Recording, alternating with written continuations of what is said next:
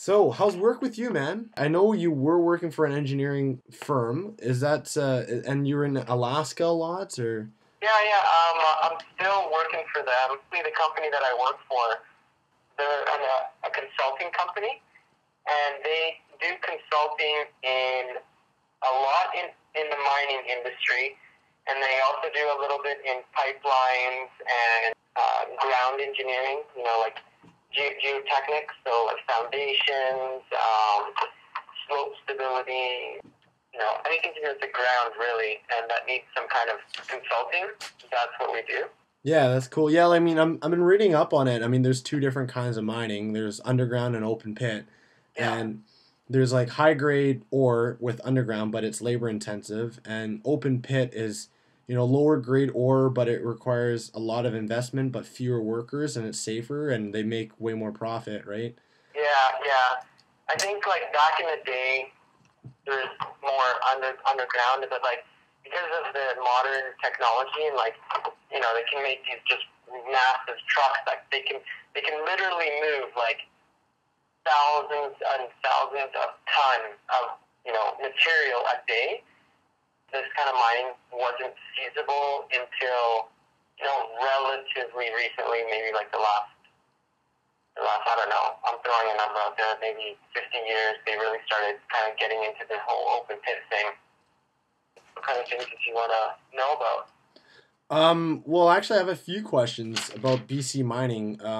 But I was actually curious about your job and like mining operations and how it's such a big part of BC industry. So, So basically, the way a mine becomes a mine is, first of all, they need to find that there's ore there. Like, that's usually done by straight geologist kind of expeditions to find the ore body. I don't know too much about that, but I'm guessing, a lot of like helicopter kind of hiking around, and then they kind of find trace minerals on the surface, and then, they find a lot of oxidized rock around, and, they'll probably bring out a rig and put a few exploration holes, and, once they've got that confidence, they're like, okay, holy crap, like, there's probably something here. Then they start, like, there's a whole bunch of business side to it. You're right. It's a lot to do with investors and getting investors to invest in this property. Once they have the whole business part figured out, then they start making these studies, and they go through stages. Getting to an actual mine, like actually mining, just takes years and years and millions of dollars and tons of studies, and especially in BC and Canada, there's pretty high mining rules, and it has to be done right and as sustainable as possible. Like, there's this whole idea now of sustainable mining. Like, we need mining, and but there is definitely a good way of doing it and a responsible way of mining. In fact, it's pretty much damn near impossible to get away with poor mine planning. That's not the case in other countries. A lot of third world countries do not have these strict rules in place, and then mining can be quite devastating, actually. They'll literally discharge tailings into like water, completely contaminate their groundwater, their rivers, like devastate animals. yeah, that sounds devastating. That's ridiculous. Yeah, like they've really messed things up. Mining can really be bad if not done right. There's no way that would ever happen in Canada. It's really hard. Out of like 20 mining properties, I'd say maybe 1 in 20 of them will actually get to the mining stage where they'll get through the permits and they'll actually start mining. That's nuts. I didn't know that. That's really cool how BC and Canada does that. So in my job, we do a lot of work at mines, and by mines I mean there's nothing there. There's just camps. I shouldn't really call it a mine because it's not a mine. It's more of just like a mining property that they have. Yeah. So, for example, like this one mine I went to not too long ago, a few weeks ago, and they're drilling there. They've got a pretty good understanding of the ore body, like where the ore actually is. And most programs will do types of drilling. They'll do exploration drilling, and then they'll do geotechnical drilling. The exploration drilling is like solely focused on the ore, like what's our ore grade, just trying to figure out the ore and the geology. And then the geotechnical drilling, that's what my company does, and we don't really care too much about the whole minerals and everything. We're drilling to look at the rock and just to see the quality of the rock, and if they make this an open pit mine, how are those pit walls going to stand up? Is the rock really shitty? Is it are they going to have a lot of slope failures? Like, how steep can they make their walls? Like, how are they going to mine it? Like, we try to figure out more of the engineering part and less of the mineral part. Yeah, so like basically the open pit doesn't collapse within itself. Yeah. That's why mining companies will bring us in. Like when you say ore, what's the most feasible ore that you're going to find? BC is really fortunate because we are probably one of the most richest provinces in terms of ore, because just off the coast of BC, there's like a subduction zone, right? And there's volcanoes around here and stuff like. So there's a lot of different types of mineral deposits. There's lots of different types of ore deposits. There's a lot of different kinds. We do have a lot of copper in a copper open pit mine. They're not actually mining native copper, so they're not actually mining that shiny copper stuff. They're mining other minerals that they will extract copper from, right? Yeah. Okay. The copper porphyry is a big one. We also have quite a bit of gold in BC. Normally, when you find like a mineral deposit, it's not just one type of mineral. It's pretty common that you have a copper porphyry mine that has mostly copper, but then it also has a little bit of gold, and it has a little bit of I don't know, something else, molybdenum or whatever, right? Yeah. Yeah.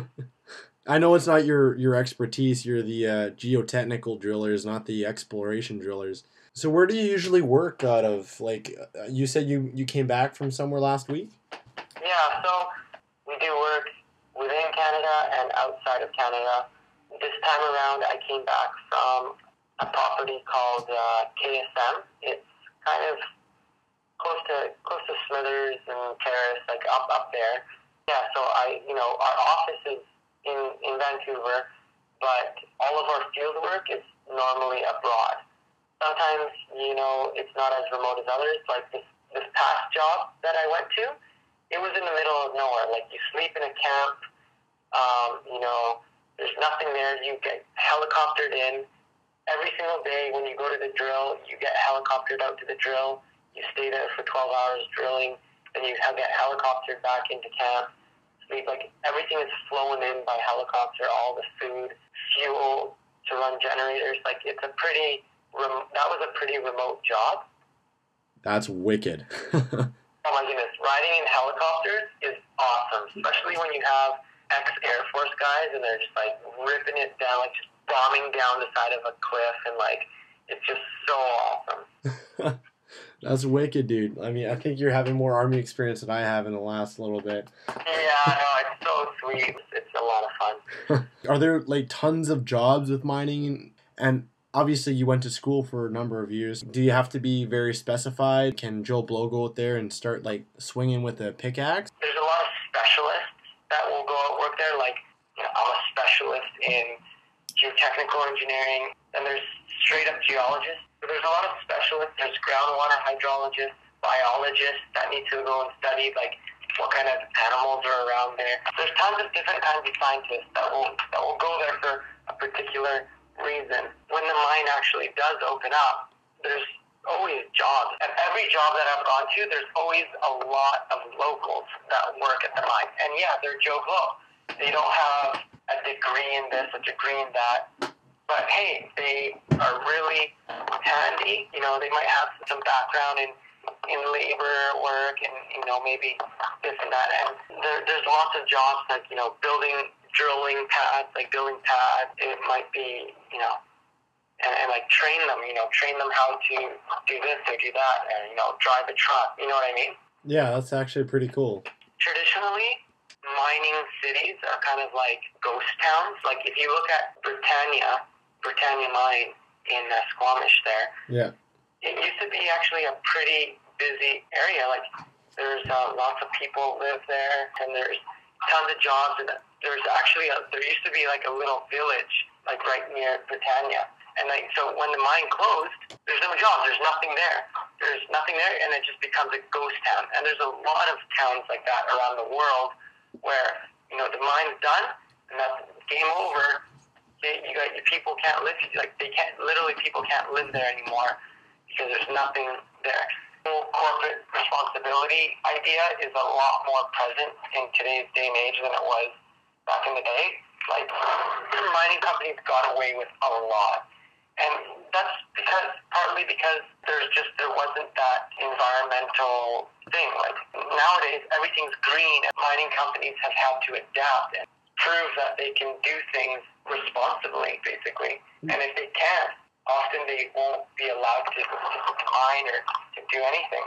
Yeah, I mean, that makes sense. They have to kind of appeal to the locals because all that work, all that investing for nothing because they're not meeting local environmental standards. Yeah, exactly. Well, okay, let's just end it off with, do you like your job?